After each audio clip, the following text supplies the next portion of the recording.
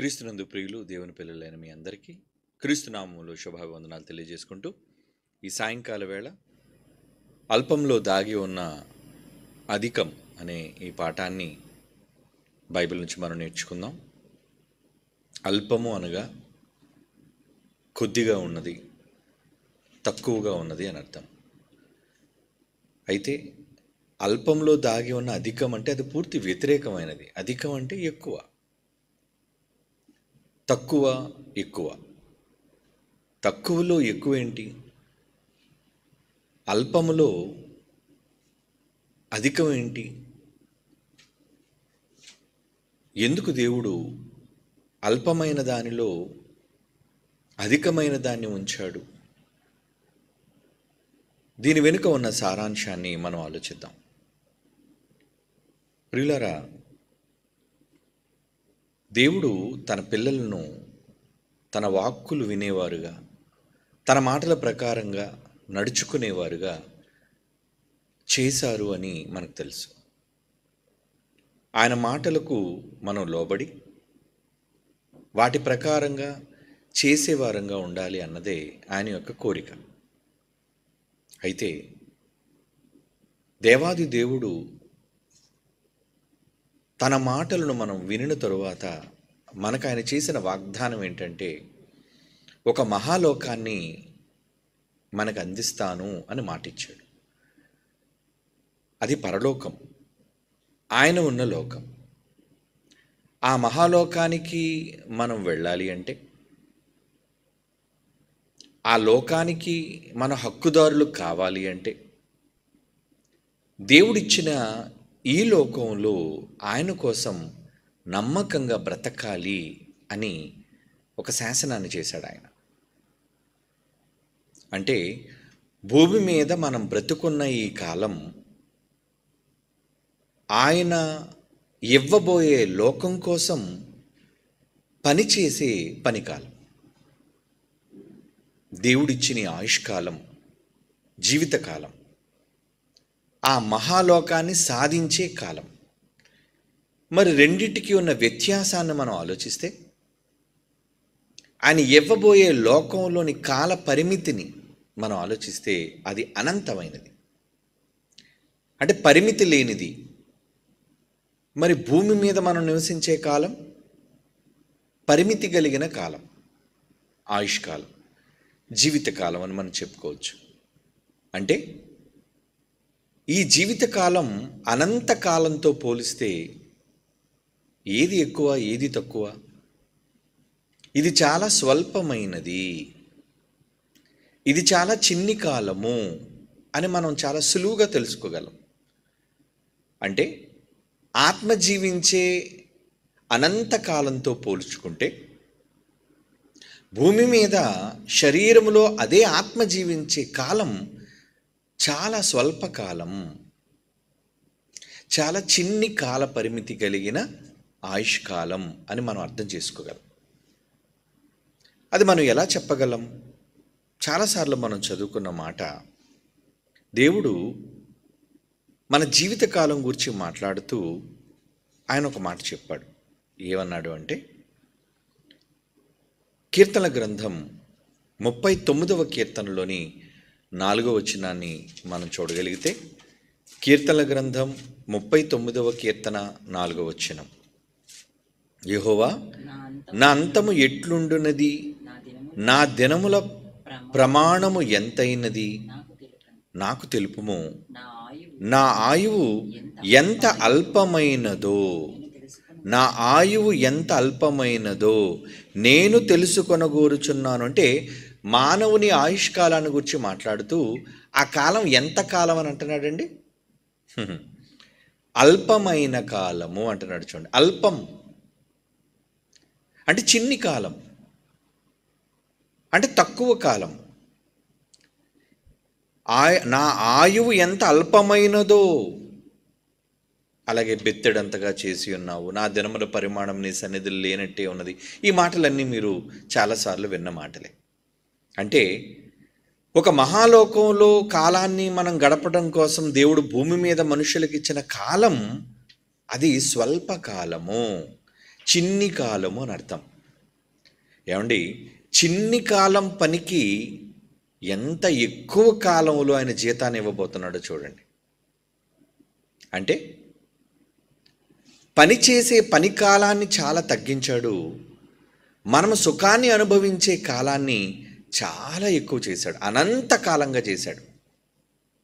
ఏమండి, సర్వసాధారణంగా వ్యాపారాలు చేసేవాళ్ళు, లాభాలను ఆశించేవాళ్ళు, పెట్టుబడులు పెట్టేవాళ్ళు ఎప్పుడు పెడతారో తెలుసా?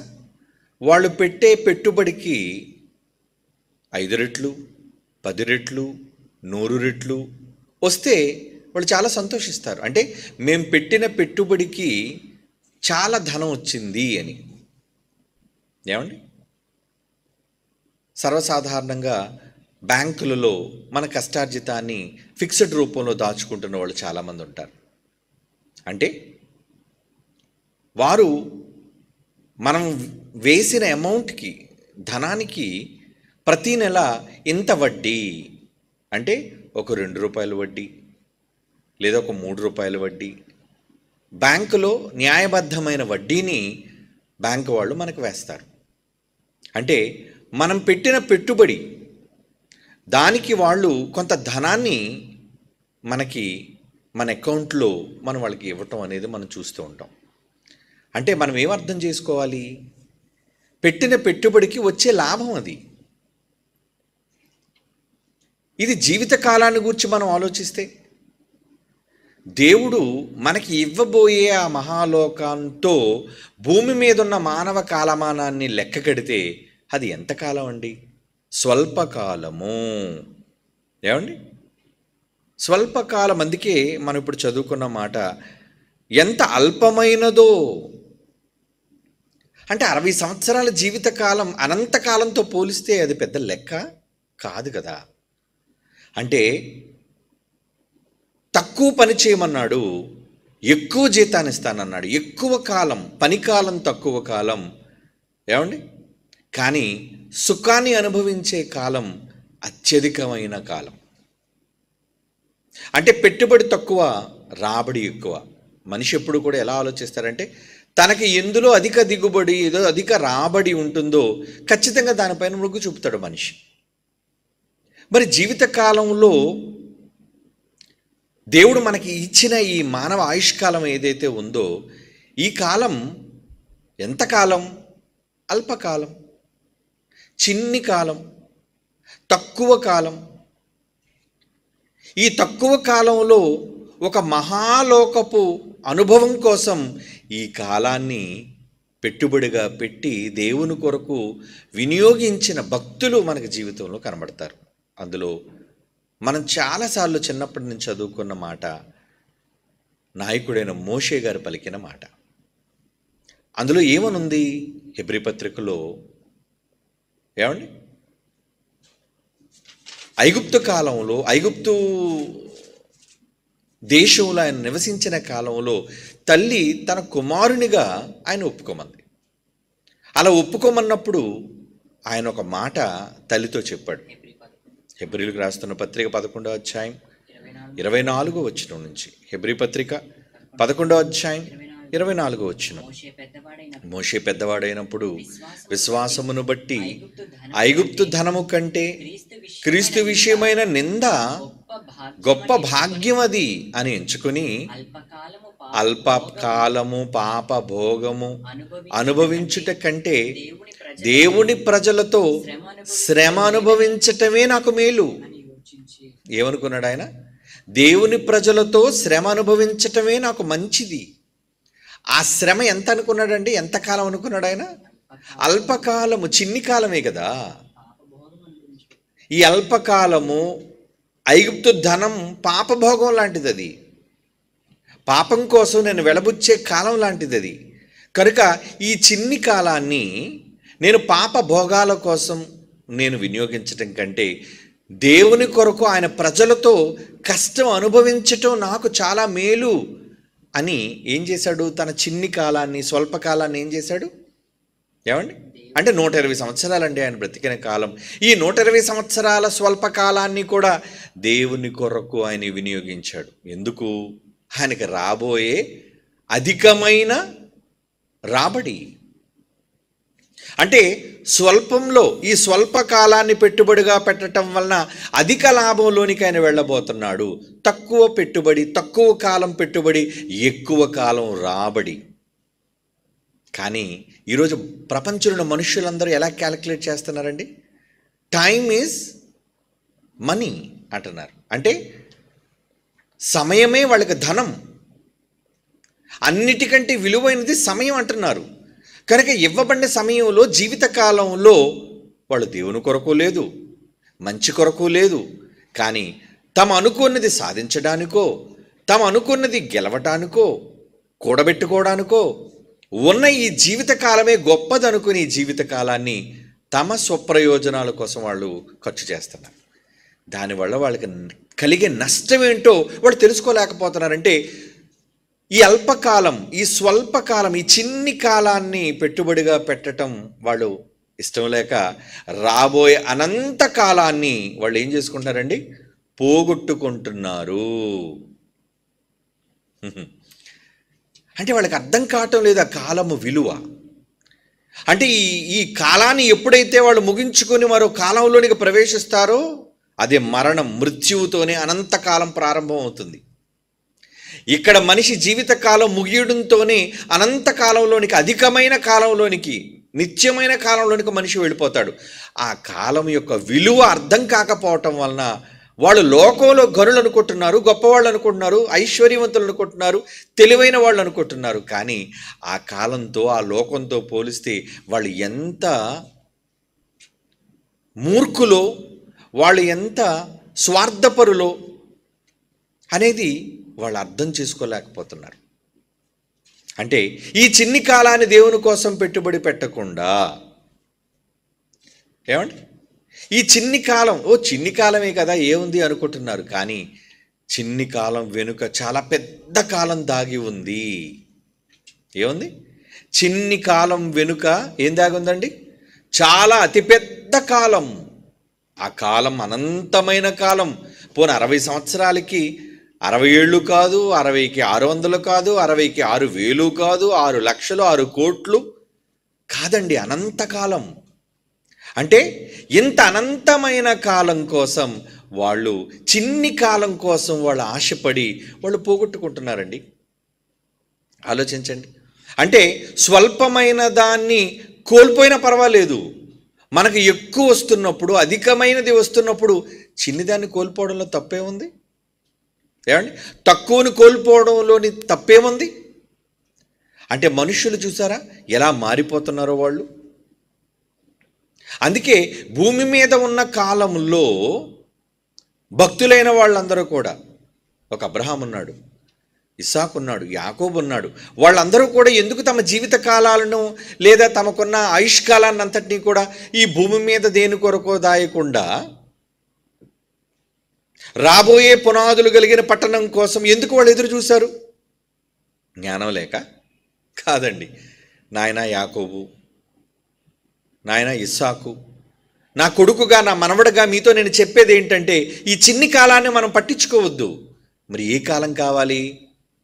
అధికమైన కాలం, అనంతమైన కాలం. ఆ కాలం కోసం మనం ఏం చేయాలి? ఏమండి, ఈ చిన్ని కాలంలో ఎంత ఉందో చూసారా? అంటే చిన్ని దాంట్లో చాలా ఉందా? చిన్ని దానిలో చాలా పెద్దది ఉంది.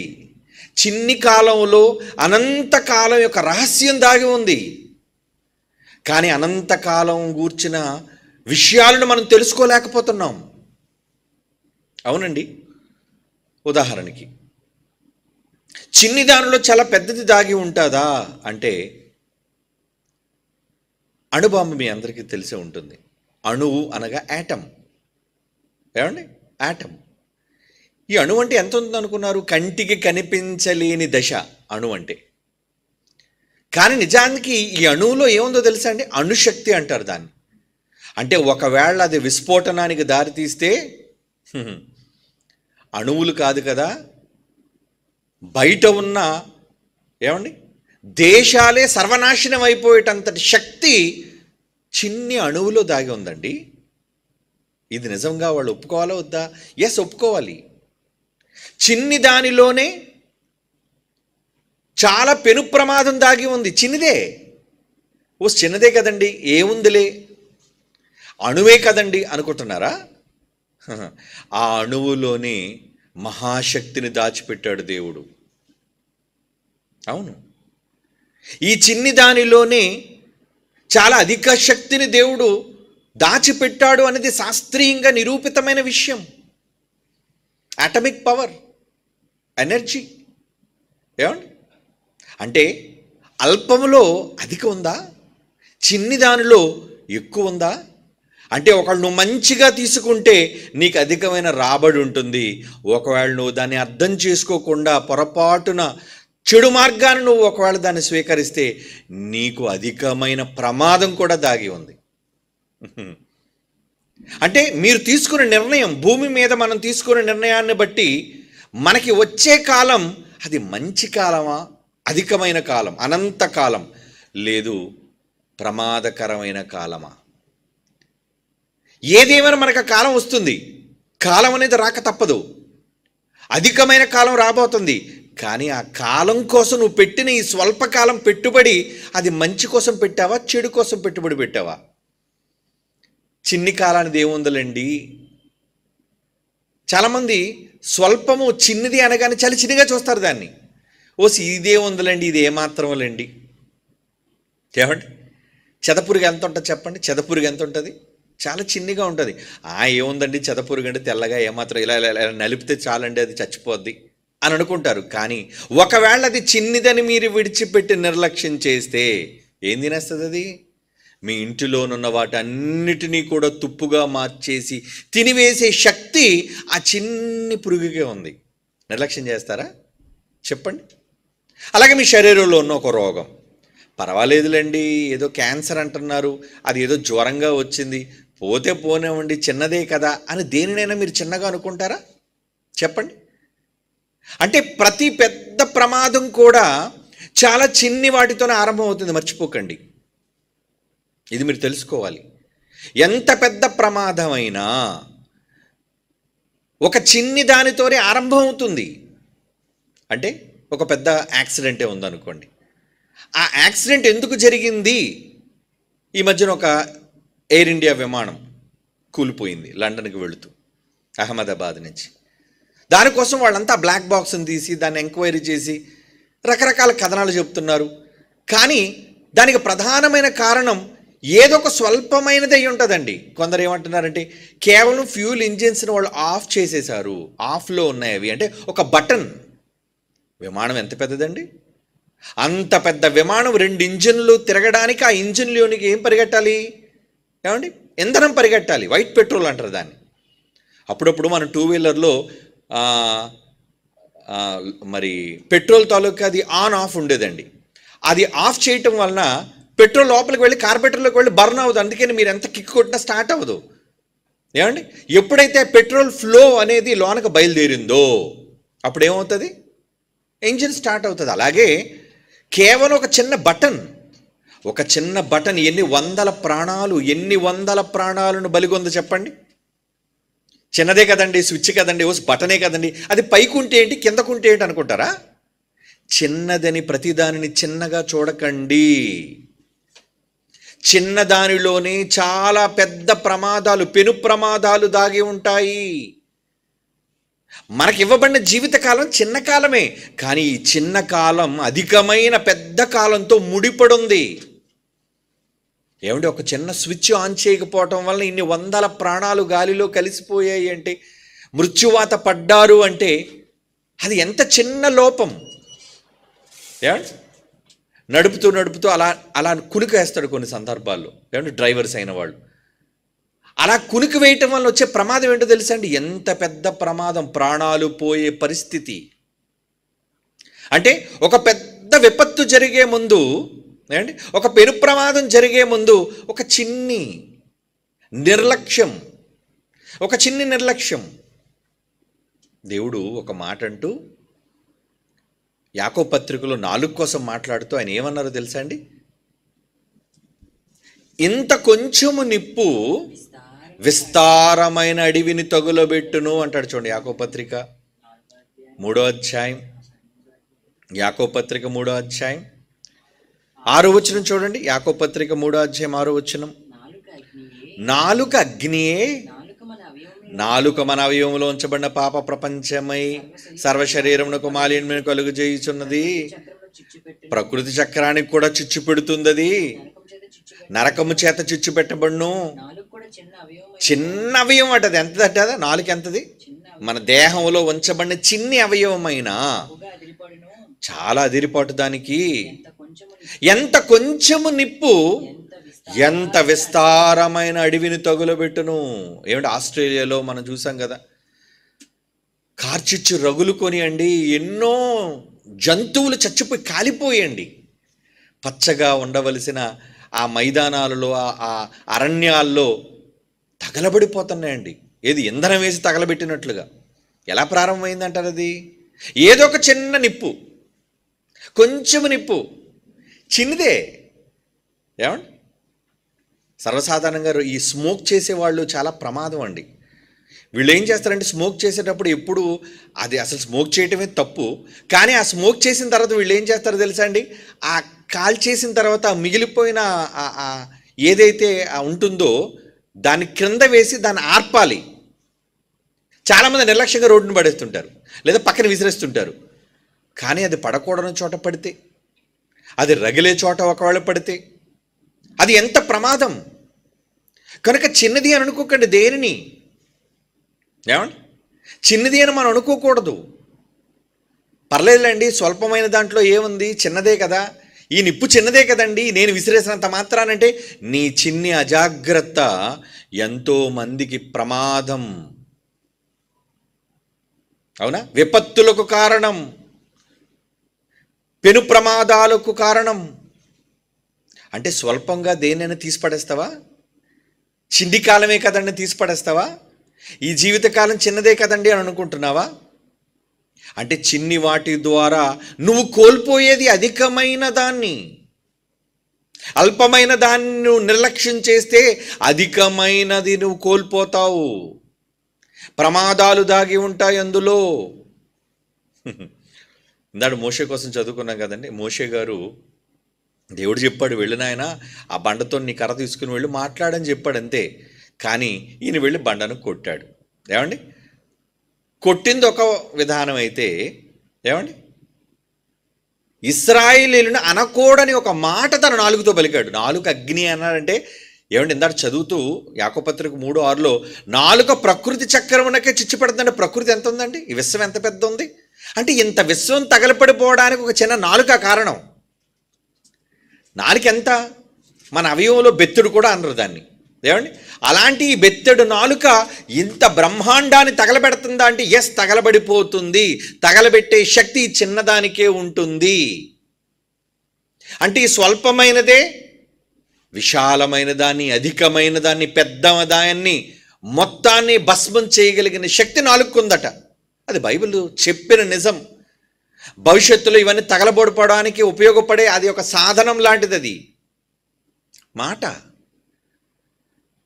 ఇశ్రాయేలీయులతో చూచి విసిగిపోయి ఆ వృద్ధాప్యంలో ఆయన, ఏమండి, 120 సంవత్సరాలండి అప్పటికి ఆయనకి. లక్షల మంది ప్రజలు రోజు గోల చేసి ఆయన ఇబ్బంది పెడుతుంటే ఆయన ఏమన్నాడు తెలుసా? ఒక తప్పు మాట మాట్లాడాడండి. ఎందుకు దేవుడు అతన్ని పాలస్తీనా దేశంలోకి ప్రవేశింపనివ్వలేదు? ఒకసారి చదువుకుందాం ఆ మాట. కీర్తనల గ్రంథం 106వ కీర్తన, 106, 32, 33 కీర్తన. కీర్తనల గ్రంథం 106వ కీర్తనలోని 32, 33. మెరీబా జలముల యొద్ద వారు ఆయన కోపం పుట్టించిరి, కావున వారి మూలముగా మోషేకు బాధ కలిగినట్లనగా వారు అతని మీద ఆత్మ మీద తిరుగుబాటు చేయగా అతడు తన పెదవులతో కాని మాట పలికెను. ఒక మాట పలికాడటండి, ఒక చిన్న మాట. ఇంతకీ ఏం పలికాడు ఆ మాట? సంఖ్యాకాండంలో ఉంటుంది చూడండి ఆ మాట. సంఖ్యాకాండం 20వ అధ్యాయం 10వ వచనం. సంఖ్యాకాండం 20వ అధ్యాయం 10వ వచనం అండి. ఏమంటున్నాడు ఆ మాటలోని అర్థం? మోషే అహరోనులు ఆ బండ ఎదుట సమాజమును పోగు చేసినప్పుడు అతడు వారితో, ద్రోహులారా, కాని మాట. ఇశ్రాయేలీయులైన దేవుని ప్రజల్ని ఏమని అన్నాడు? ద్రోహులారా అన్నది చిన్న మాటే, కానీ పాలస్తీనాలోనికి ప్రవేశించనీయకుండా అతన్ని అడ్డగించేసిందంటే లక్షల మంది ఎదుట ఒక నాయకుడు ఏమైపోయాడు? ఏమంటే మాట్లాడుకోరా లక్షల మంది? ఏమంటే మోషే గారు ఎందుకండి పాలస్తీనాలను ప్రవేశింప చేయడానికి ఆయనే కదండి ఇన్ని సంవత్సరాలు 40 ఏళ్ళు మనల్ని నడిపించాడు, మరి మోషే గారు లోపలికి రారా? లేదు, దేవుడు రానివ్వటం లేదు. ఎందుకు రానివ్వట్లేదు దేవుడు? మిమ్ములను ద్రోహులు అన్నాడు ఆయన. మాటే కదండి, చిన్నదే కదండి. అంటే ఒక చిన్న అల్పమైన మాట పాలుతేన్లు ప్రవహించే వాగ్దాత దేశంలో ఒక నాయకుడినే ప్రవేశింపకుండా చేసేసాయి భూమి మీద. అంటే దానివల్ల ఎంత అవమానం, దానివల్ల ఎంత ఇబ్బందిని ఎదుర్కొన్నాడు చెప్పండి. అందరితో పాటు మోషే కాలేబులతో పాటు ఈయన కూడా ఎంతో ఉత్సాహంతో ఇశ్రాయేలులందరినీ లోపలికి తీసుకుని వెళ్ళవలసిన వ్యక్తి యొర్దాను అవతల నిలబడిపోయాడు. ఆగిపోమన్నాడు దేవుడు. అంటే అధికమైన మహాలోకాన్ని ఒక చిన్ని మాట కోసం కోల్పోయాడండి. మాట స్వల్పం, అల్పమైన దానికోసం ఏమండి అందరితో అనుభవించవలసిన ఒక మహా పాలుతేనులు ప్రవహించి వాగ్దాత దేశాన్ని కోల్పోయాడు మోషే, వెళ్ళలేకపోయాడు. అంటే చిన్నదని ప్రతిదానిని చిన్నగా మీరు చూడకండి. ఏ ప్రమాదమైనా వచ్చేది చిన్ని దాని నుంచే ప్రారంభం అవుతుంది. ఏమిటి, ఒక వ్యక్తిని చంపేశాడు అంటే ఎందుకు చంపేశాడో తెలుసా? దాని వెనక ఏదైతే విచారణ చేస్తారో అప్పుడు ఏం తెలుస్తుందో తెలుసండి? ఏమండి ఏదో మాట అన్నాడటండి, ఆ మాటని ఆవేశం తట్టుకోలేక అతడు కత్తితో దాడి చేశాడండి, ఆయుధంతో దాడి చేశాడండి, ప్రమాదంలో అతను చచ్చిపోయాడండి. అంటే ఒక చిన్న మాట, ఒక చిన్న తొందరపాటుతనం, ఒక రాంగ్ టర్న్ అంటారు దాన్ని. ఏమండి రాంగ్ టర్న్ అంటే మీరు ఎడం వైపుగా పోవాలి, కానీ పక్కనే రోడ్డు కదా అని కుడివైపుగా ఎదురుగా వచ్చే రోడ్డులోని ప్రక్కనే కదా అని చెప్పి దూరానికి వెళ్ళి యూటర్న్ తీసుకోవాల్సింది బదులు షార్ట్ కట్లో వెళ్ళిపోతాం కదని ఎదురొచ్చే బళ్ళకి మీరు కానీ ఒకవేళ అడ్డగా వెళ్ళారనుకోండి, షార్ట్ కట్ దగ్గర చిన్నదే కదండి అని ఇక్కడ తిరిగేశానండి అంటే అప్పుడే నీకు ప్రమాదం సంభవించవచ్చు, అప్పుడే నువ్వు పెను ప్రమాదం నీ మీదకు ముంచుకు రావచ్చు, నువ్వు ఊహించని ప్రమాదం నీ నెత్తి మీద పడొచ్చు. అంటే మీరు తీసుకున్న చిన్న కాలం, చిన్న నిర్ణయం, ఒక తప్పుడు నిర్ణయం, రాంగ్ జడ్జిమెంట్, రాంగ్ డెసిషన్ అంటారు దాన్ని. తప్పుడు నిర్ణయాలు ఎప్పుడు కూడా మనిషి తొందరపాట్లు, ఆవేశంలో ఈ పొరపాట్లు చేస్తుంటాడండి. ఆవేశం, తొందరపాటుతనం. భార్యాభర్తలు గొడవండి, వాడు కోపం రప్పిస్తుంటాడు. ఏం చేయాలి? చంపాలని ఉద్దేశం కాదు, కానీ ఆవేశం తట్టుకోలేక చెయ్యి విసిరినప్పుడు ఆ చెయ్యి తగలకోవటం చోట తగిలితే, లేదా ఆమెను తోసినప్పుడు ఆమె వెళ్ళి ఏ భయంకరమైన మరి ఆయుధం మీదో లేదంటే ఏమండి ఒక పనిముట్టు మీదో పడిపోతే, తలకి ఒకవేళ తగలరాని చోట దెబ్బ తగిలితే స్పృహ కోల్పోవచ్చు, ప్రాణమే పోవచ్చు. అప్పుడు అతను అడిగితే ఏమండి నేను చంపాలని కాదండి, ఆవేశంతో ఒక దెబ్బ కొట్టానండి, కానీ అది ఆమె ప్రాణం తీసేసిందండి. ఇలాంటి సందర్భాలు లేవా? అంటే ప్రమాదాన్ని అంచున మనిషి బ్రతుకుతున్నాడు. అంటే ఆవేశంలో, తొందరపాటుతనంతో, కోపంతో తీసుకునే నిర్ణయాలు చాలా పెద్ద పరిణామాన్ని కలుగు చేస్తాయి వాళ్ళ జీవితాల్లో. చాలామంది బాధపడుతూ అంటారు, ఏమండి ఆ రోజు నేను ఆ చిన్న తప్పుడు పని చేయకుండా ఉంటే బాగుండేదండి, ఆ తొందరపాటు నిర్ణయం తీసుకోకుండా ఉంటే బాగుండేదండి. ఎంత పని జరిగిపోయిందండి. ప్రమాదం జరిగిన తరువాత, ఏమండి విపత్తు సంభవించిన తరువాత, జరగకూడనిది కళ్ళెదురు జరిగిన తరువాత అప్పుడు నువ్వు పశ్చాత్తాపడడం వల్ల ప్రయోజనం ఏముంది చెప్పండి?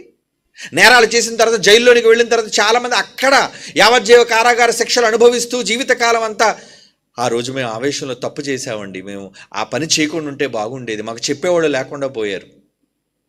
అప్పుడు మీరు ఏమండి పశ్చాత్తాపడడం వల్ల కలిగే ప్రయోజనం ఏంటి చెప్పండి? అంటే ఎప్పుడూ కూడా తొందరపాటుతనం అది చిన్నదే. ఒక తీసుకునే నిర్ణయం చాలా చిన్న నిర్ణయం, లేదా అనే మాట ఒక చిన్న మాట, కానీ అది పెను విపత్తుకు దారితీస్తుంది. ఇది బైబిల్ చెబుతున్న నిజం. అందుకే నాలుక విషయంలో జాగ్రత్తగా ఉండండి. మీరు పరలోకానికి వెళ్ళే దాని విషయంలో తీసుకున్న నిర్ణయాల విషయంలో చాలా జాగ్రత్తగా ఉండండి. అంటే ఏముందండి, చిన్న నిర్ణయం కదండి, చిన్ని కాలంలో చిన్నది చేయకపోతే వచ్చిన తప్పు ఏంటండి? సౌలు చక్రవర్తి మీ అందరికీ తెలుసు. దేవుడు చెప్పాడు ఏమని, నువ్వు వెళ్ళు, అమాలేకుల దగ్గరికి వెళ్ళి అక్కడ కానీ పక్షులు పశువులు ఏమీ మిగలడానికి వీల్లేదు, మొత్తం అంతా కూడా నువ్వు సర్వనాశనం చేసి రావాలని దేవుడే ఆదేశం ఇచ్చినప్పుడు ఏం చేశాడు సౌలు? ఏం చేశాడు? దేవుని చేత ఏర్పరచబడిన వాడే, ఏమండి, అభిషేకించబడిన వాడే, కానీ వెళ్ళాడు, అగగును చంపకుండా తీసుకొచ్చేశాడు. అవునా? అలా తీసుకువచ్చినందుకు దేవుడు ఒక మాట అన్నాడు, నేను నిన్ను విసర్జించేస్తున్నాను. నువ్వు ఇశ్రాయేలు మీద 40 సంవత్సరాలు సుదీర్ఘమైన పరిపాలన చేసే రాజు అయితే కావచ్చు, కానీ ఒక చిన్న తప్పుడు నిర్ణయాన్ని నువ్వు తీసుకున్నావు కనుక ఆ తప్పుడు నిర్ణయం నీ జీవితానికే ప్రమాదకరంగా మారిపోయింది. నేను నిర్మూలిస్తున్నాను, నేను ఏమంటున్నాడు, నేను రాజుగా తృణీకరిస్తున్నాను, అసలు ఉండడానికి వీల్లేదు అంటున్నాడు, అనేశాడు, చెప్పేశాడు. నువ్వు రాజుగా ఉండకుండా మొదటి సమూయేలు గ్రంథం 15వ అధ్యాయం 23వ వచనం, మొదటి సమూయేలు గ్రంథం 15వ అధ్యాయం 23వ వచనం అండి. యెహోవా ఆజ్ఞను నువ్వు విసర్జించి నువ్వు వినలేదు కనుక నీవు రాజుగా ఉండుటకు ఆయన నిన్ను విసర్జించెను, పోగొట్టేసుకున్నాడు.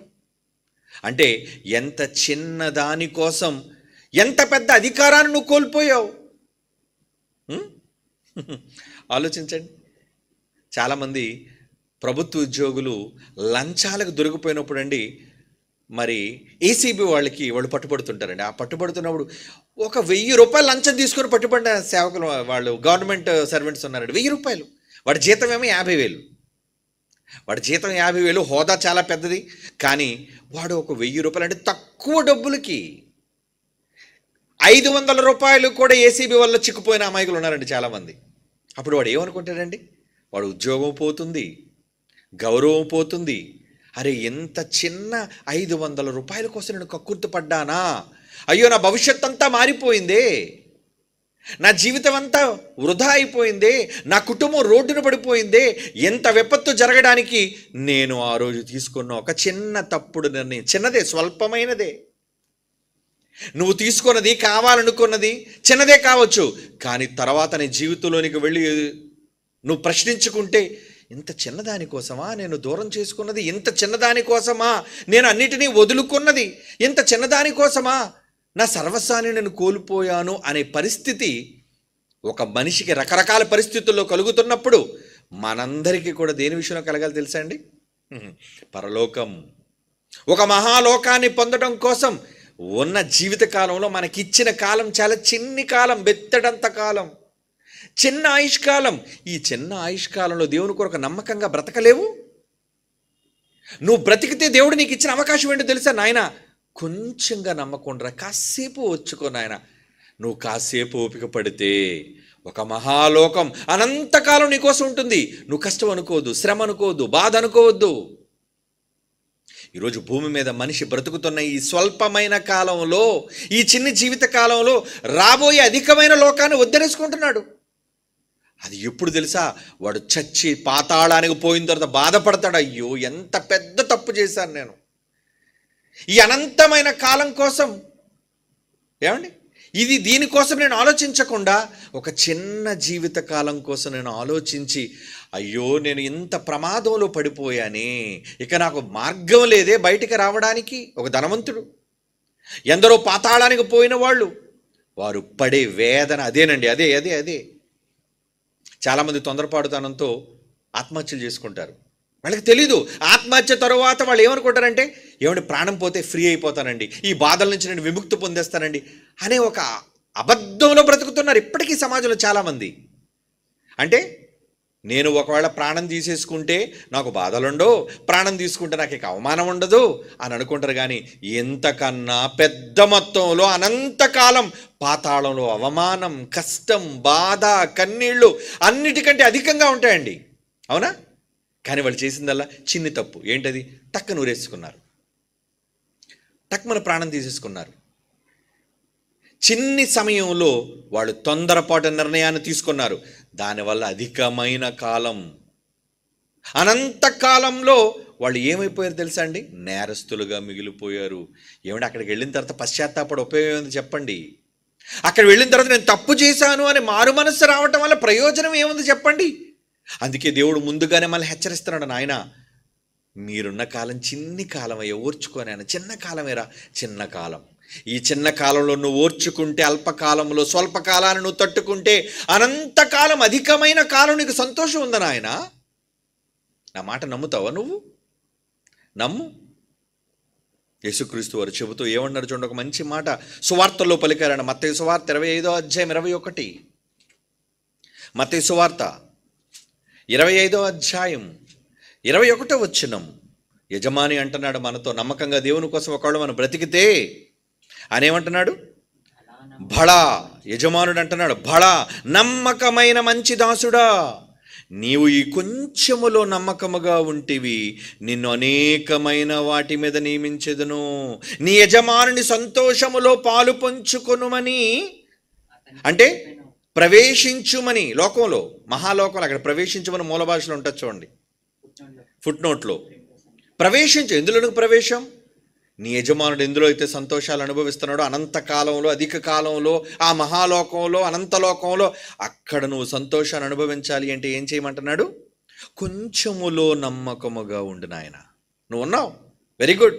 అందుకే నువ్వు ఎక్కువలో నేను నిన్ను నియమిస్తున్నాను, అనేకమైన వాటి మీద నేను నియమించితే అంటున్నాడు చూడండి. ఇదే మాట లోకాసువార్తలో కూడా అంటాడు చూడండి, 16వ అధ్యాయం 10వ వచనం. లోకాసువార్త 16వ అధ్యాయం 10వ వచనం. మిక్కిలి కొంచెములో నమ్మకముగా ఉండువాడు ఎక్కువలోనూ నమ్మకముగా ఉండును, మిక్కిలి కొంచెములో అన్యాయముగా ఉండేవాడు ఎక్కువలో అన్యాయముగా ఉండును. ఏమండి, అవునా కాదా? ఆలోచించండి. ఎవరికైనా 10,000 ఇచ్చారు, జాగ్రత్తగా దాచి ఉంచారో చూడరా అని. 10,000లో ఎవడో నొక్కేశాడు అనుకోండి, అంటే 10,000 రూపాయల్లో వాడు ఒక 1000 రూపాయలు కాజేస్తాడు అనుకోండి, లేదా ఒక 500 కాజేస్తాడు అనుకోండి, లేదా కనబడదులో ఒక 100 రూపాయలే కాజేస్తాడు అనుకోండి. ఇక మరి వాడికి ఒకవేళ 10 లక్షలు ఇస్తే ఎక్కువలో నమ్మకంగా ఉంటాడు. చిన్న దానిలోనే వాడు దుర్బుద్ధి చూపించుకున్నప్పుడు ఎక్కువ దానిలో ఎలా వాడు ఉంటాడు చెప్పండి? కోల్పోయాడు. 100 రూపాయల కోసం కక్కుర్తిపడి యజమానుడిచ్చే మహాభాగ్యాన్ని, అధికమైన జీతాన్ని మొత్తానికి వదిలేసుకున్నాడు, కోల్పోయాడు వాడు. దేవుడు మనుష్యులందరికీ కొంచెము పని పెట్టాడు ఆయన. కొంచెము కాలం, చిన్ని కాలం, బెత్తెడంత ఆయుష్కాలం, భూమి మీద నేను మీకు ఇస్తున్న జీవితకాలం. కానీ ఇందులో నమ్మకంగా ఉండండి. మీరు నమ్మకంగా ఉంటే అల్పంలో ఏం దాచుంటానో తెలుసా? చాలా పెద్ద బ్రహ్మాండాన్ని దాచించాను నాయన నేను. చాలా ఆనందాన్ని, సుఖాన్ని దాచిపెట్టాను నాయన నేను. వద్దా నీకు ఆ సుఖం? నీకు ఆ సుఖం కావాలి అంటే, అనంతమైన కాలంలో సంతోషాన్ని నువ్వు పొందాలి అంటే, నీకు ఇవ్వబడిన ఈ జీవిత కాలంలో, ఈ చిన్ని కొంచెము కాలంలో నువ్వు దేవుని కోసం కష్టపడాలి. పౌలు గారు ఏమంటారు? పౌలు గారు మాట్లాడుతూ, శ్రమ గురించి మాట్లాడుతూ, చులకని శ్రమ క్షణమాత్రం అంటాడు చూడండి. కొరింథీయులకు రాస్తున్నా ఏమండి, 2వ పత్రిక 4వ అధ్యాయం 17వ వచనం. కొరింథీయులకు రాస్తున్న 2వ పత్రిక 4వ అధ్యాయం 17-18 వచనాలు చూడండి. మేము దృశ్యమైన వాటిని చూడక అదృశ్యమైన వాటిని నిదానించి చూచున్నాము గనుక క్షణమాత్రముండు మా చులకని శ్రమ మా కొరకు అంతకంటే ఎక్కువగా నిత్యముగైన మహిమ భారము కలుగజేయుచున్నది. నిత్యమైన మహిమ భారం అంటున్నాడు చూడండి. నిత్యమైన మహిమ భారం, నిత్యమైన మహిమ భారం. ఎప్పుడు? క్షణమాత్రం ఉండు ఈ చులకని శ్రమ. కొంచెం ఏమండి, శరీరంలో రోగం ప్రవేశించినప్పుడు డాక్టరు వైద్యం చేసేటప్పుడు కొన్ని సందర్భాల్లో ఇంజక్షన్లు వేస్తారు. ఏమండి, ఆ ఇంజక్షన్లు వేసేటప్పుడు, లేదంటే సెలైన్లు ఎక్కించేటప్పుడు, లేదంటే ఐవి అంటారు. ఏమండి, ఫ్లూయిడ్స్ ఎక్కించేటప్పుడు, ఇంట్రావీనస్ అంటే నరాల్లోనికి ఏదైనా మందును చొప్పించేటప్పుడు ఎంత కష్టంగా ఉంటుందో తెలుసా అండి? నరాలు పట్టుకొని దాన్ని గట్టిగా బిగబట్టి ఆ నరం బయటపడినంత వరకు దాన్ని కొట్టి ఆ తర్వాత సూది తీసుకొని దానిలో గుచ్చుతుంటే ఎలా ఉంటుందంటే మనుషులకి ప్రాణం పోయినట్టుగా ఉంటుంటుంది. కానీ ఎందుకు? కాసేపు ఆ 2 నిమిషాలే, జస్ట్ అది గుచ్చినంత వరకే కొంచెం తడబాటు, ఆ రక్తంలోనికి, ఆ నరంలోనికి ఆ సూది దూరినంత వరకే ఇబ్బంది. కానీ ఒక్కసారి అది లోపలికి వెళ్ళిందా అంతే, ఏముంటుంది, తర్వాత నొప్పి ఏముండదు. లోపలికి మందు ప్రవేశిస్తుంది. మందు ప్రవేశించడం వల్ల ఏంటి? నీ శరీరంలో ఎక్కడెక్కడ రోగ సంబంధమైన క్రిములు ఉన్నాయో వాటన్నిటినీ అది చంపేస్తుంది. అప్పుడు ఏమంటాడు డాక్టర్, కాసేపు నాన్న, చిన్నది జస్ట్ చేయింకుంటున్నట్టు ఉంటుంది, ఏమనుకోకు, ఇది కష్టంగా ఉంటుంది, కానీ ఇక్కడ నువ్వు ఓర్చుకుంటే హ్యాపీగా నువ్వు ఇంటికి వెళ్ళిపోతావు, నీ రోగం తగ్గిపోద్ది. కొంతమంది సూది మందులు వాడరండి భయపడి. నేను ఎప్పుడు చిన్నప్పటి నుంచి సూది మందు వేసుకుని అలవాటు లేదండి అని. మరి అలవాటు లేదంటే అలా ప్రాణం పోగొట్టుకుంటావా? కొంచెం నువ్వు శ్రమ తీసుకోలేవా? కొంచెం నువ్వు కష్టపడలేవా? కొంచెం బాధను నువ్వు అనుభవించలేవా? ఏమండి, తర్వాత ఆరోగ్యకరంగా నువ్వు జీవించాలి అంటే, నార్మల్ స్థితిలోనికి నువ్వు రావాలి అంటే, ఇప్పుడు రోగంగా మంచం మీద ముక్కుతూ మూలుగుతూ ఒక బలహీనమైన రోగిగా నువ్వు ఉన్నావు. కానీ అదే మందులు తీసుకుంటే, మందులు తీసుకునేటప్పుడు, ఆపరేషన్ చేసేటప్పుడు అది కొంచెం కష్టతరంగానే ఉంటుంది. ఆ కొద్దిసేపు, ఆ కొద్ది రోజులు నువ్వు ఓర్చుకుంటే మరలా యథాస్థితికి నువ్వు వచ్చేస్తావు. మరి రావాలి అంటే ఓర్చుకోలే వద్దా? ఓర్చుకోవాలి. బాధను అనుభవించాలో వద్దా? అనుభవించాలి. ఆ తీసుకున్నప్పుడే, ఆ మెడికేషన్ తీసుకున్నప్పుడే కాస్త ఇబ్బందికరంగా ఉంటుంది. ఓర్చుకో అంటుంటారు. అందుకే అంటే ఓర్పు మనిషికి చాలా అవసరం. ఈ జీవితంలో మనిషి పడే అవమానాలు, కష్టాలు, సమస్యలు, ఇబ్బందులు, వీటన్నిటినీ ఏం చేయమంటున్నాడండి? క్షణమాత్రముండు మా చులకని శ్రమ. చదవండి ఆ మాట, పౌలు గారు అనుభవంతో చెబుతున్నాడు ఆయన మనకి, భక్తుడు. క్షణమాత్రముండు ఈ చులకనైన శ్రమ మా కొరకు అంతకంతకు ఎక్కువగా నిత్యం అంటున్నాడు చూడ, అనంతం, అధికం, నిత్యమైన మహిమ భారమును కలుగజేయుచున్నది. అంటే ఈ క్షణమాత్రం ఉండే ఈ శ్రమ కన్నా సంతోషమే, ఆనందం, భారం ఎక్కువగా ఉందట. భారం అంటే అదే ఎక్కువ, సంతోషం ఎక్కువ కదండి. అంటే నిజంగా దేవుడు ఎంత మంచివాడండి. మనకి పని చేసే కాలమేమో కొద్ది కాలం ఇచ్చాడు, కానీ అనుభవించే కాలం ఎంతకాలం ఇచ్చాడండి? అనంతకాలం ఇచ్చాడండి. ఎంత మంచి సదవకాశం చెప్పండి. ఇది బంపర్ ఆఫర్ అంటారు దాన్ని. ఏమండి మీరు రూపాయి కట్టండి, ₹1,00,00,000 ఇస్తానన్నారు అనుకోండి. ఎవరైనా రూపాయికి ₹1,00,00,000? రూపాయికి ₹1,00,00,000 అంటే ఎలా ఉంటుందండి? ఎంత ఆనందం మీకు! అంత అదేం ఆనందం అండి. ₹1 కోటి వచ్చినా అది కరిగిపోద్ది, తరిగిపోద్ది. కానీ దేవుడిచ్చే సంపద, దేవుడిచ్చే లోకం అది అనంతమైనది. నీ ఆత్మకు చావులేదు కనుక ఎల్లకాలం అనుభవిస్తూనే ఉండాలి ఆ సంతోషం, ఆ సుఖం యజమానునితో. ఇందాక చదివారు కదా, కొంచెంలో నువ్వు నమ్మకున్నావు కదా, అందుకే యజమానునితో నువ్వు కూడా సంతోషంలో ప్రవేశించు. మరి మనం ప్రవేశించాలి అంటే ఈ కొంచెంలో ఓర్చుకోవాలో వద్దా? ఈ కొంచెంలో నమ్మకంగా ఉండాలో వద్దా? ఏమండి, అప్పటి వరకు చాలామంది ఓర్పుతో ఉంటారండి, కానీ చిన్న తేడా కలిగేసరికి వదిలి వెళ్ళిపోతుంటారు. కానీ ఆ వదిలి వెళ్ళిపోయిన తర్వాత వాళ్ళకి కలిగే ఇబ్బందుల్లోనికి వెళ్ళిన తర్వాత మరలా నీ పునఃస్థితి, పూర్వస్థితి రావాలి అనుకుంటే రాదు. తొందరపాటులో ఊరేసుకున్న తర్వాత చచ్చిపోయి పాతాళానికి పోయిన తర్వాత అయ్యయ్యో నేను వెనక్కి వెళ్ళిపోతాను, నేను తప్పు చేశాను అని నువ్వు నాలుగు ఖర్చుకుంటే ఇంక రాదు. No more chance. అందుకే ఎప్పుడూ కూడా దేని విషయంలోనూ తొందరపాటుతనం, తత్తరపాటుతనం పనిచేయదు. ఓర్చుకో, సహనం. ఏమంటే మనకు ముందున్న ఎందరో భక్తులు మనకి ఏమి నేర్పించారంటే ప్రతిదీ ఓర్చుకొనైనా సహనం, సహించువారమైతే ఏలుదుము అన్నాడు.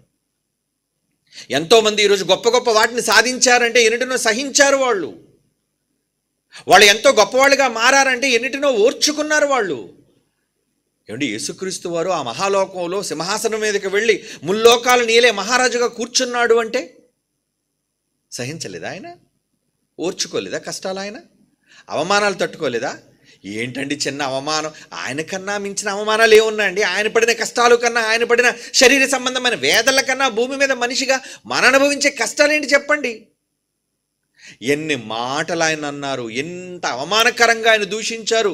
ఆయన దూషించే బదులు దూషించలేదు అనే మాట మనం చదువుకోను. అంటే నిజంగా కొన్ని సందర్భాల్లో మాటలు మనిషిని ప్రాణం తీస్తాయన్నప్పుడు అలాంటి మాటలన్నీ విన్నాడు ఆయన చెవులతో. ఒక మనిషిగా వినేమన్నాడు, సరేలే నేను భరిస్తాను వీటన్నిటిని, ఎందుకంటే ఆ లోకాన్ని నేను కోల్పోకూడదు.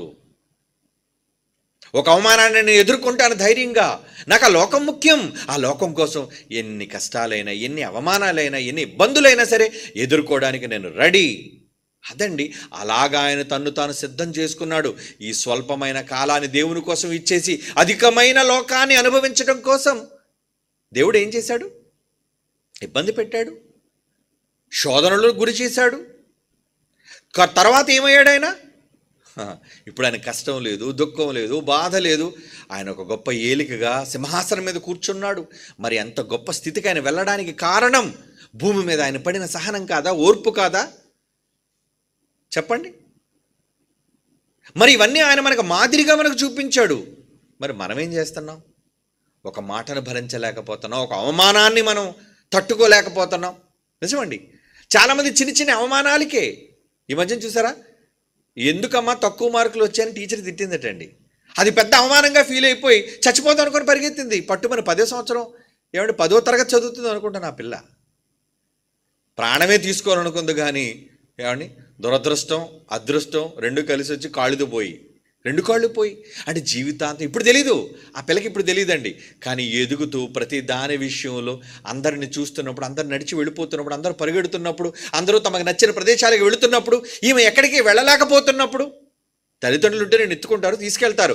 కానీ వయసు పెద్దదైన తర్వాత నేను భర్త చేసుకుంటాడా? ఒకళ్ళు చేసుకున్నాడు అనుకో, ఎవడో పెద్ద మనసుతో నేను చేసుకున్నాడు. ఏమని? కాళ్ళు పోయినా సరే చేసుకున్నాను. ఏదో మొదటిసారి, రెండోసారి, మూడోసారి సహిస్తాడు, ఓర్చుకుంటాడు. 4వసారి ఏమంటాడు? పోవే కుంటిదానా అంటాడు. ఆ మాటకి ఎంత బాధాకరంగా ఉంటుంది అది ఎంత అవమానకరంగా ఉంటుంది. జీవితాంతం చచ్చినంత వరకు ఈ బాధ అనుభవించాలి. కానీ ఆ బిడ్డకి తెలియదు ఈ వయసులో. తొందరపాటుతనం, ఆవేశంలో తీసుకునే నిర్ణయం. అలాగని కొంతకాలం కాపురం చేసి భర్త వదిలేసి వెళ్ళిపోయాడు అనుకోండి, ఎవరు చూస్తారు? నీ తల్లిదండ్రులు వృద్ధాప్యంలోకి వెళ్ళిపోయి చచ్చిపోతారు, నీకంటే ముందు వెళ్ళిపోతారు. మరి అప్పుడు నీకు అన్నం పెట్టేది ఎవరు? నేను భుజాన తీసుకుని వెళ్ళేది ఎవరు? నీ అవసరాలు తీర్చేది ఎవరు? నువ్వు మంచం మీద ఉన్నప్పుడు చాలామంది వృద్ధాప్యంలో పట్టించుకోలేని వాళ్ళు చూశానండి నేను. చివరికి మంచం దగ్గర చీమలు వచ్చేసి మనిషిని చీమలు పట్టేసేయండి. బ్రతుకున్నాడు కానీ మంచం మీద అంటే ఎవరు అంత ముద్ద పెట్టేవారు లేరు, ఎవరు అతను పట్టించుకునేవాళ్ళు లేరు. అది ఎంత దయానీయమైన పరిస్థితి. దీనికి కారణం తొందరపడుతనం. ఇప్పుడంతా బాగానే ఉంటుంది, ఆవేశం, తీసుకునే నిర్ణయం ఏం పర్లేదండి, నాకేంటి, నాకు తక్కువేంటి. ఇలాగే మనిషిని దెబ్బతీస్తుంది అపవాది. అత్యధికాన్ని పోగొట్టడానికి స్వల్పంగా నిన్ను దెబ్బతీస్తుంది. ఒక చిన్న రాంగ్ మిస్టేక్, ఒక చిన్న తప్పు, ఒక చిన్న రాంగ్ టర్న్ అంటారు దాన్ని. నువ్వు తీసుకునే ఒక తప్పుడు చిన్న నిర్ణయం నీ బ్రతుకునే బలి చేస్తుంది. అందుకేం చేయాలి? ఎప్పుడు నిర్ణయాలు తీసుకోకండి ఆవేశంలో. ప్రతిదానిని సహించి ఓర్పుతో దేవుని కోసం దేన్నైనా గెలవడానికి ప్రయత్నం చేయాలి. అవునా? కానీ అంతటి ఇది లోకానికి అంతటి జ్ఞానం లేదండి. లోకం చాలా ప్రమాదపు అంచును బ్రతుకుతుందండి. వాళ్ళకి ఇలాంటి మాటలు చెప్పేవాళ్ళే లేరండి. చెప్తే ఆ పసిబిడ్డ ఎందుకండి ప్రాణాలు తీసుకోవడానికి? ఏమన్నారండి? కొట్టలేదు, గాయం చేయలేదు, కానీ కోప్పడింది. తల్లిదండ్రులు కూడా కాదు, మరలా అయ్యో నా తల్లి కదా, నా తండ్రి కదా, నన్ను అంటే నేను బాధపడాలన్న మనసు కూడా లేకుండా ఎంత తొందరపాటుతనంతో ఆవేశంతో పరిగెట్టిన నిర్ణయం తీసుకుందో చూడండి. కానీ రానున్న రోజుల్లో ఎంత ఇబ్బందిని ఎదుర్కోబోతున్నా మనం ఊహిస్తేనే చాలా భయంకరంగా ఉండదు. అయ్యో ఈమె జీవితం ఎంత దారుణంగా మారిపోయిందే అని. అలా ఎవరి కోసం అనుకుని బాధపడే మనం ఒకళ్ళు మన బ్రతికి ఎలాగైపోతే చెప్పండి. ఒక మహాలోకాన్ని ఒక చిన్న తప్పు కోసం ఇక్కడే మనం వదిలేసుకుంటే, తప్పుడు నిర్ణయాన్ని తీసుకుంటే, స్వల్పం చిన్ని దానిలో చిన్ని ఆలోచన, ఒక తప్పుడు నిర్ణయం, దానివల్ల నువ్వేం పోగొట్టుకున్నావు? అధికమైన దాన్ని జీతాన్ని నువ్వు కోల్పోతున్నావు. వెళ్ళవలసిన లోకాన్ని నువ్వు వెళ్ళకుండా పోతున్నావు. నువ్వు దేవుని కోసం చేసే అవకాశాన్ని కోల్పోతున్నావు. కొంతమందికి చెప్పిన అర్థం కాదండి. ఎందుకంటే అహంకారంతో, గర్వంతో వాళ్ళు కళ్ళు మూసుకుపోతాయి. మీరు అలాంటి గర్విష్ఠులు కాకండి. అపవాది గర్వాంధుడు, మిమ్మల్ని గర్వానికి గురి చేస్తాడు. గర్వంతో తప్పుడు నిర్ణయాన్ని తీసుకునేటట్లుగా చేస్తాడు. కనుక మన ప్రభువును చూసి మనం ఏమి నేర్చుకోవాలి? ఆయన మనకు మాదిరిగా ఉన్నాడు. మనల్ని ఒక మహాలోకానికి ఆయన వారసులుగా చేస్తానన్నాడు. కాబట్టి ఆయనలా నేను అక్కడికి ప్రవేశించాలి. అందుకు నేను ఇక్కడ భూమి మీద అన్నిటినీ ఓర్చుకోవాలి, సహించాలి, భరించాలి. అదే కదండి బైబిల్ నేర్పిస్తుంది. చదువుదాం ఒక మంచి మాట. దేవుడు రాయించిన ఒక మాట. పేతురు మొదటి పత్రిక 5వ అధ్యాయం, క్షమించండి 5వ అధ్యాయం 10వ వచనం చదువుదాం. మొదటి పేతురు పత్రిక 5వ అధ్యాయం 10వ వచనం. తన నిత్య మహిమకు క్రీస్తునందు మిమ్మును పిలిచిన సర్వకృపానిధియగు దేవుడు కొంచెము కాలము మీరు శ్రమ పడిన పిమ్మట, కొంచెం కాలం భూమి మీద మనిషికి వచ్చే ఈ శ్రమలు, కష్టాలు, అవమానాలు కొంచెము కాలం. ఈ కొంచెము కాలము మీరు శ్రమపడిన పిమ్మట తానే మిమ్మల్ని పూర్ణులుగా చేసి స్థిరపరిచి బలపరుచును. ఆయన మిమ్మల్ని స్థిరపరుస్తాడు, బలపరుస్తాడు. కొంచెం ఓర్చుకోండి, ఓపిక పట్టండి, సహనం కలిగి ఉండండి. ఏ విషయంలోనైనా సరే సహనం అనేది మనకి చాలా ప్రధానమైనది. అందుకే మోషే సహనంతో ఓర్చుకున్నాడు ఆ మహాలోకాన్ని పొందడం కోసం. అబ్రహాము, ఇస్సాకు, యాకోబు, భక్తులైన వాళ్ళు ఎంతోమంది, భూమి మీద ప్రవక్తలైన వాళ్ళు ఎంతోమంది ఎన్నిటినో సహించారు, ఓర్చుకున్నారు. దేనికి? ఆ మహాలోకం కోసం, ఆ అధికమైన రాబడి కోసం, అధికమైన జీతం కోసం. కానీ ఈ లోకానికి ఎలా ఉంటుంది? నీకేం పిచ్చా? భూమి మీద ఉన్న ఈ తక్కువ జీవితకాలంలో ఎంజాయ్, సరదాగా సంతోషాలు అనుభవించవలసిన వాళ్ళు మీరేంట్రా ఇలా? ఈ లోకానికి మీరు ఎలా కనబడతారండి? ఏమండి, ఆదివారం కదండి, ఈరోజు సెలవు, ఎక్కడికి వెళ్తున్నారండి? సాయంత్రం క్లాస్ ఉందండి, మేము 6 గంటలకల్లా వెళ్ళిపోలే. ఏంటండి ఎప్పుడు చూసినా ఆదివారం ఉండగానే క్లాసులు అంటారు, వెళ్ళిపోతారు. కుటుంబంతో సరదాగా ఎంజాయ్ చేయాలని, ఫ్యామిలీతో సంతోషంగా ఉండాలని మీకు లేదా?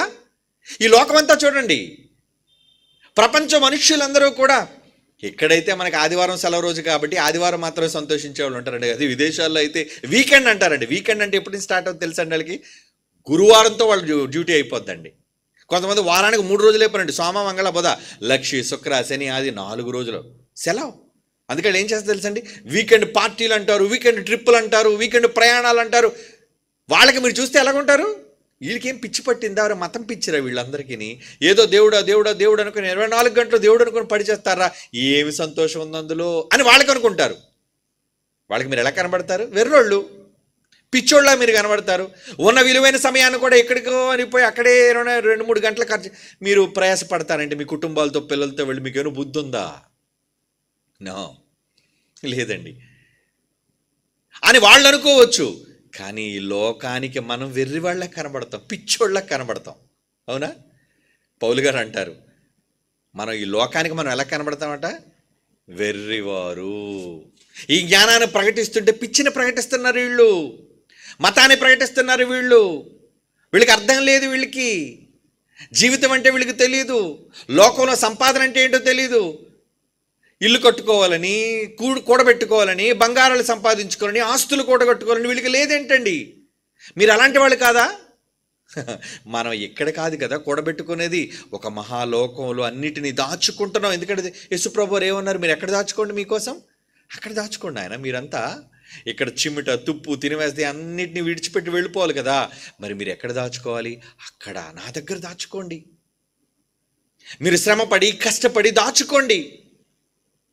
ఏమండి? ఆ దాచుకోవడం కోసం ఏం చేయాలి? పనులు పెట్టుకుంటున్నావు, దేవుని కోసం పనులు కాదా? దేవుని కోసం పనులు కాదా? ఏమండి, ఆగస్టు 15 మనకి సెలవు దొరికితే సంతోషంగా సెలవు రోజు సెలబ్రేట్ చేసుకుందాం అనుకునేటప్పుడల్లా పాపం చాలామంది బాధపడుతున్నారు. ఏమో కొద్దిమంది వెళ్ళండి, అందరూ అలాంటి వాళ్ళు కాదు. ఏంటండి ఎప్పుడు సెలవు రోజు రాగానే ఏదో పని పెట్టేస్తారండి, మోదవలసి పని అంటారు, లేదంటే అదంటారు, ఇదంటారు. అంటే కుటుంబాలతో మీరు సంతోషంగా ఉండొద్దా? మీరు కుటుంబాలతో, మీరు మీ పిల్లలు సంతోషంగా ఉండాలంటే దేవుని దగ్గరకు మీరు వచ్చి దేవుని పనిలో మీరు ఉంటే, అక్కడ మీరు ఎండలోనో ఇబ్బంది పడి, శ్రమపడి, కష్టపడితే ఈ కొంచెం కష్టంలో మీకు ఏం దొక్కుతుంది? అధికమైన లాభం. కొంచెం కష్టం, విస్తారమైన లాభం. అవునా? అవునండి. మీరు దేవుని కోసం కష్టపడండి, మీరు దేవుని కోసం సంతోషించండి. అప్పుడు మీకేమవుతుంది? అన్ని విషయాల్లో దేవుడు మీకు మేలు కలుగజేస్తాడు, సంతోషాన్ని కలుగజేస్తాడు. ఏమంటే సెప్టెంబర్ 4వ తేదీ, 5వ తేదీ ఎందుకు సువార్త ప్రకటించాం? అక్కడ అరకులో సువార్త ఏంటంటే 2, మీరు అరకును చూడడానికి చాలా ఆనందకరంగా ఉంటుంది, ఆహ్లాదకరంగా. అలాగే దేవుని పనిని కూడా చేయడానికి దేవుడిచ్చే గొప్ప అవకాశం. కుటుంబంతో వెళ్ళిపోవచ్చు అక్కడికి. ఏమండి, 2 రోజులు సువార్త మనం ప్రకటించామంటే దేనికి? మనం పని అనగానే కుటుంబాలతో వెళ్ళిపోయి దేవుని పనిని చేసే భాగ్యం అన్ని చోట్ల అందరికీ రాదు. కుటుంబాలకి ఎక్కడికి వెళ్తారు? కుటుంబాలుగా పెళ్ళిళ్ళకి వెళ్తారు, కుటుంబాలతో ఏమండి ఫంక్షన్లకు వెళ్తారు, కుటుంబాలతో ఊర్లు చూడడానికి వెళ్తారు, ప్రయాణాలకి. కానీ కుటుంబాలతో దేవుని పనికి మీరు నమ్మరండి. చిన్నప్పుడు మా తండ్రి గారితో మేము సువార్తకు వెళ్ళిపోయినప్పుడు అంటే ఒకానొక సమయంలో అయితే రోడ్డు ప్రక్కన పడుకున్నామండి. తెల్లవారు బస్సు 3 గంటలకు దించేసింది మమ్మల్ని. అక్కడి నుంచి వెళ్ళడానికి, ఆ ఊరు వెళ్ళడానికి, పల్లెటూరు, తెల్లవారు 6 గంటకు కానీ బస్సు ఉండదట. మేము దిగిపోయిందేమో 3 గంటలకి. మీరు నమ్మరండి, అక్కడ ఒక పచ్చటి గడ్డి ఉంటే మేము జైశాలి పీడి సుందరరావు గారితో పాటు మేము తీసుకొచ్చిన దుప్పట్లు అక్కడ ఆ రోడ్డు పక్కన అలా వేసుకుని అక్కడే పడుకున్నామండి. దేనికోసం అన్నారా? పెళ్లి కోసం వెళ్ళలేదు, సువార్త ప్రకటన కోసం. కుటుంబాలతో చిన్న చిన్న పిల్లలతో వెళ్ళిపోయాడు. చిన్న చిన్న పిల్లలు ఏంటి మరలా మా భోజనాలు చేత పట్టుకొని, మా ఖర్చులు చేత పట్టుకొని. ఏమండి, ఈరోజు ఈ పరిచర్య చేయడానికి దేవుడు ఇంత ఉన్నతమైన స్థితికి తీసుకొచ్చాడు అంటే కారణం అవన్నీ దేవుడు చూడలేదు అనుకున్నారా? అవన్నీ చూశాడు. నాన్న మీరు రోడ్డు పక్కన పడుకున్నారా? నా కోసం వచ్చారు. పెళ్ళికెళ్ళి రోడ్డు పక్కన పడుకోలేదు, సువార్త కోసం వెళ్ళి 2 రోజులు 3 రోజులు సువార్త. నా చిన్నప్పుడు సువార్త అనే సరే చిన్నపిల్లగా మాకు సందడండి అప్పుడు. ఎందుకంటే అప్పుడు మాకు అంతగా తెలియకపోయినా సువార్త అనగానే ప్రయాణాలు కదండి, బడికి వెళ్ళవలసిన పని లేదు. కానీ మేము కూడా సంతోషంతో సరదాతో కరపత్రాలు ఇస్తే ప్రతి కొట్టు దగ్గరికి వెళ్ళి, బడ్డీ దగ్గరికి వెళ్ళి, మనిషి కనబడితే వాళ్ళకి కరపత్రం ఇచ్చి అదొక సంతోషం, అదొక ఆనందం. అంటే ఆ వయసులో కూడా సువార్త చేసే భాగ్యం. ఏమంటే అలాంటి అవకాశం వస్తే మనం వదులుకుంటామా? కానీ అలాంటిది ఇప్పుడు భోజనం మేమే సిద్ధం చేస్తున్నాం, వసతి మేమే సిద్ధం చేస్తున్నాం. ఏమండి, ఇంత అవకాశాలు ఈరోజు మేము ఇచ్చినా సరే మీరు రండరా సువార్తలో పాల్గొనరా అంటే ఒకళ్ళు అలాంటి అవకాశాన్ని కూడా మీరు సద్వినియోగం చేసుకోలేదు అనుకున్నప్పుడు మీరు ఏమనాలి? అరే రే, రాబోయే పెద్ద అధికమైన రాబడిని చిన్న దాంట్లో కోల్పోయారా మీరు? ఏమండి, చిన్న దాంట్లో పోగొట్టేసుకున్నారా మీరు? అంటే ఈ చిన్ని కష్టాన్ని మీరు అనుభవించలేరా? కానీ ఇక్కడ భూమి మీద రాజ్య సువార్త కోసం మీరు పడే చిన్ని కష్టమైన మహాలోకంలో మీరు పొందబోయే ఆ రాబడితో, అధికమైన సుఖాలతో, సంతోషాలతో పోల్చుకుంటే అసలు ఇది ఎన్నదగినది కాదు. రాబో శ్రమలు ఎదుట ఇప్పటి కాలపు శ్రమలు ఎన్నదగినవి కావంటాడు చూడండి. ఆ మహిమ కోసం ఆలోచిస్తే పౌలు గారు అంటారు అనుకోండి కొరింథీ పత్రికల్లో, మనం రుచి చూడబోయే ఆ మహిమకు దగ్గరట ఇప్పటి కాలపు శ్రమలు ఎన్నదగినవి కావంటాడు. 2 కొరింథీ పత్రిక, రోమాపత్రిక 8వ అధ్యాయం. అవునండి, కరెక్ట్. రోమాపత్రిక 8వ అధ్యాయం 18. రోమాపత్రిక 8వ అధ్యాయం 18వ వచనం చూడండి. మన ఎడల ప్రత్యక్షము కాబో మహిమ. అబ్బా, ఆ మహిమ, ఆ లోకం, దేవునితో ఆ సంతోషం అవన్నీ చూస్తుంటే ఎప్పటి కాలపు శ్రమలు, దేవుని కోసం మీరు అనుభవించే ఈ కష్టాలు, బాధలు. ఏమంటే సెమినార్కి వెళ్తే ఏదో కొంతసేపు ఎండలో పని కష్టపడ్డే తప్పించి మిగతా అంతా నెంబర్ 1 భోజనం, చక్కగా మంచి హాలు, మనకి మంచి ఫ్యాన్లు, ఏమంటే అన్నీ దొరుకుతున్నాయి. టైంకి మనం అలసిపోతే మనకి నిమ్మకాయ నీళ్లు, లేదంటే గ్లూకోజ్ వాటరు, లేదా మజ్జిగ, ఇన్ని సదుపాయాలతో మనం దేవుని సేవ చేయగలుగుతున్నాం అంటే ఒక విధంగా భాగ్యమే కదండి. ఇంత సదుపాయాలు మనకి ఇచ్చినా సరే దేవుని పని చేయడానికి వెనకడుగు వేసాం అనుకోండి, ఏమనాలి? అరే రే, ఎంత దురదృష్టవంతుడు అయ్యా నువ్వు, ఎంత గొప్ప అవకాశాన్ని నువ్వు కోల్పోయా నువ్వు. అదే చదవండి, ఏమంటున్నాడు అక్కడ?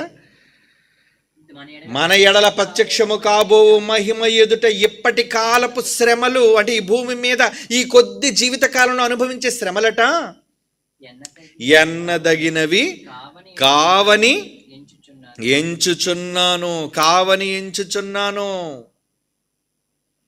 అసలు అది శ్రమ కాదు, ఇది ఆ సంతోషంతో పోల్చుకుంటే ఈ కష్టం ఏమాత్రం అండి, చిన్ని కష్టం అండి.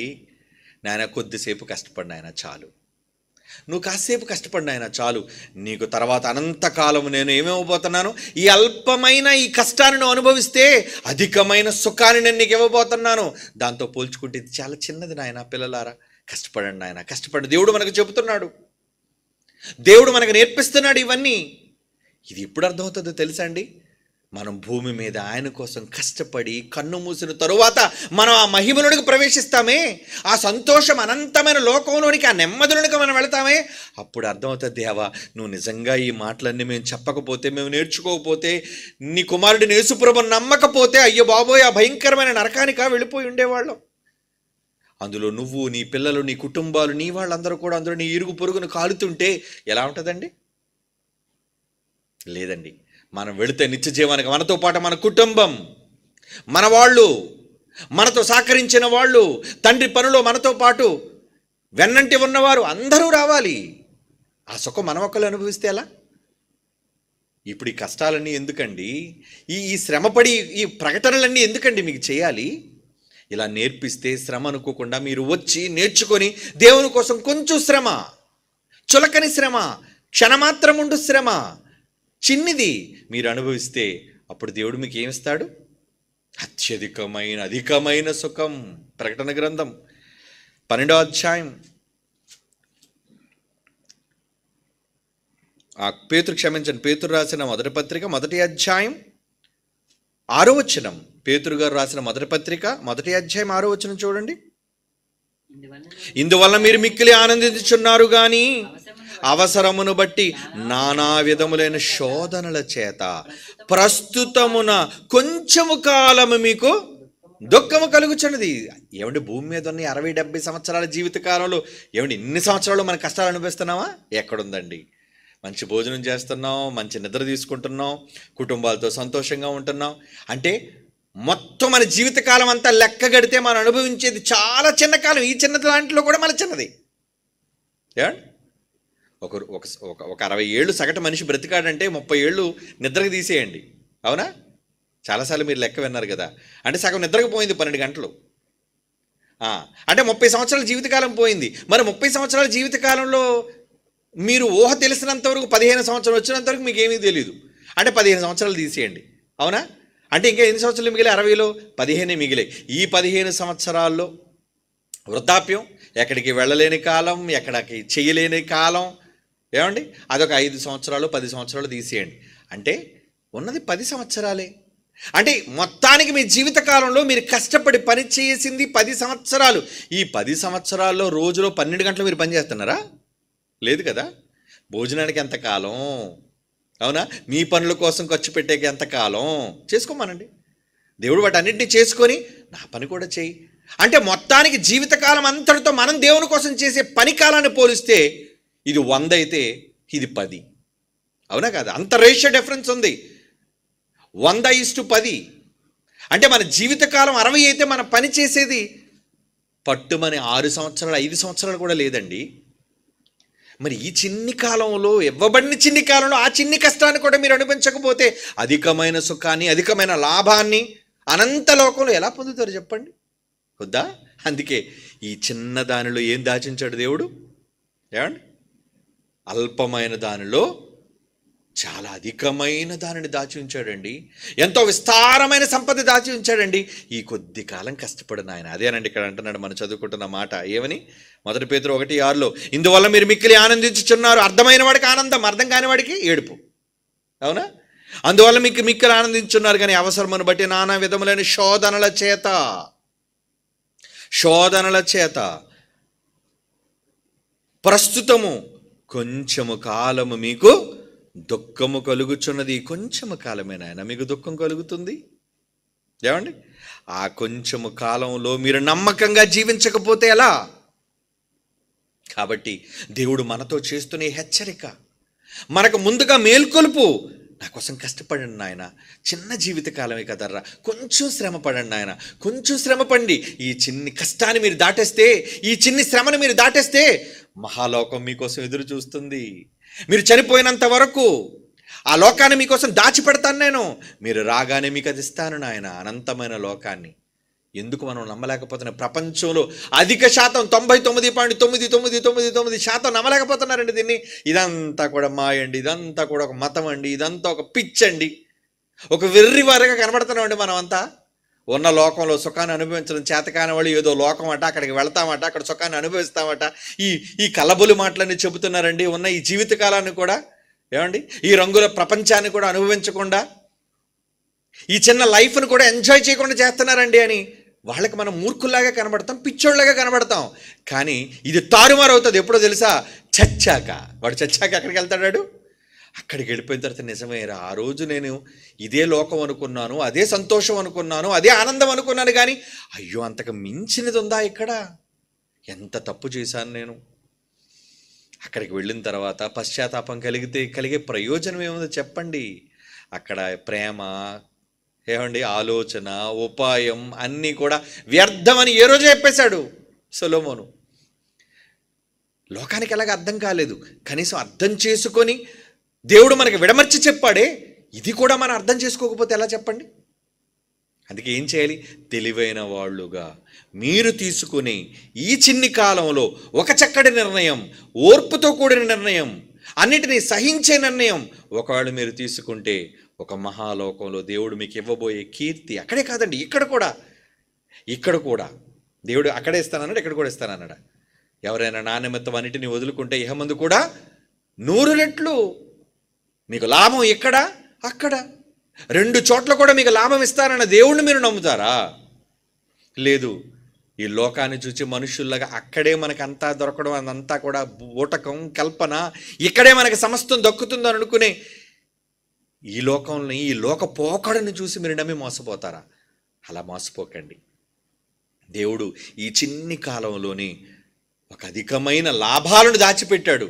కొంచెం కష్టపడండి చాలు. దేవుని కోసం ఈ చిన్న జీవిత కాలాన్ని శ్రమకైనా సరే వెనకాడకుండా దేవుని పని కోసం ముందడుగు వేయండి. అలా వేస్తే తరువాత ఆయన ఇవ్వబోయే సంతోషాలు, సుఖాలు, ఈ మాటలన్నీ మీకు గుర్తొస్తాయి. అవును, ఆ రోజు మేము విన్నాం, ఆ రోజు మేము చేసాం, ఆ రోజు మేము నిర్ణయం తీసుకున్నాం, ఆ రోజు మేము దేవుని పనిలో ఉన్నాం అని మీకు కలిగే అనుభూతి, ఆనందం అనంతమైనదిగా ఉంటుంది. అలాంటి అనంతమైన సంతోషంలో మీరంతా పాలివారు కావాలని కోరుకుంటున్నాను. Okay, God bless you all. కళ్ళు మూసుకొని ప్రార్థన చేసుకుందాం. పరిశుద్ధుడైన తండ్రి దేవా, ఈ లోకానికి అదృశ్యముగా కనబడుతున్న ఆ మహాలోకం మేమైతే నిదానించి దాన్ని చూస్తూ ఆ లోకంలోనికి ప్రవేశించడానికి, ఈ లోకంలో శ్రమను అనుభవించడానికి, చిన్ని చులకనైన శ్రమను భరించడానికి మేము సిద్ధపడ్డాం నాయన. ఇప్పటికి అనేక కష్టాలను, అవమానాలను ఓర్చినా ఇంకా మీకోసం నిలబడ్డాం. అయినా అల్పులమైన సేవకులమే, నిష్ప్రయోజనమైన వాళ్ళమనే మీ ముందు ఒప్పుకుంటున్నాను ఆయన. మీ సేవను చేసే భాగ్యాన్ని మాకు, మా కుటుంబాలకు అనుగ్రహించండి. క్రీస్తు యేసు వారి పరిశుద్ధమైన నామములో ఈ ప్రార్థన మీకు సమర్పించి వేడుకొనుచున్నాము తండ్రి. ఆమేన్.